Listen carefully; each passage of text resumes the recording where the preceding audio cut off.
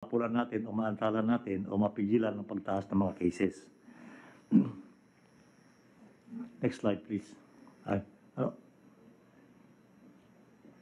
Doon po sa community class subclusters, ay nakapag-isolate, trace, assess at isolate ng 30,931 probable at 16,395 confirmed cases sa loob ng 24 na oras. Sa contact tracers, mula sa September 20 to 30, nakapagdagdag tayo ng 9,237 para sa kabuuang bilang na 136,563 katao. Next slide. Tungkol naman, dito naman sa dedicated beds, sa kasalukuyan na 150,451 ang kabuuang bilang ng mga ito sa 9,000 pasilidad. Bahagyang bumaba sa 31% ang ating occupancy rate. Ibig po sabihin, Mr. President, ay marami pang bakante tayo na maganda po yan sa ating hinaharap. Next slide.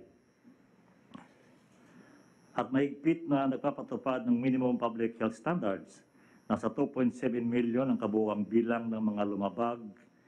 341,350 ang nahuli noong nakaraang linggo. 17,599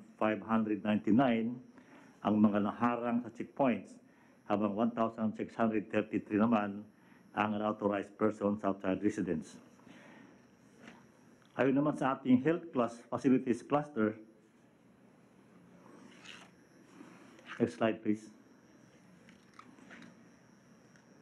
Tumaas ang bilang ng mga licensed hospital beds sa 41,729 to ng 4,412 ICU, 21,321 sa isolation units at 15,996 sa mga ward. Bumaba ang healthcare utilization rate mula 68% noong nakaraang linggo sa 64% ngayong linggong September 27 to October 1. Next slide. Napagalamang 68% sa ICU at 83% sa mga intubated patients ang hindi pa nabakunahan. Ibig po sabihin, Mr. President, ay epektibo yung bakuna. 95% ng 10,198 approved emergency positions para sa ating human resources for health ang filled up na nalagyan na po yung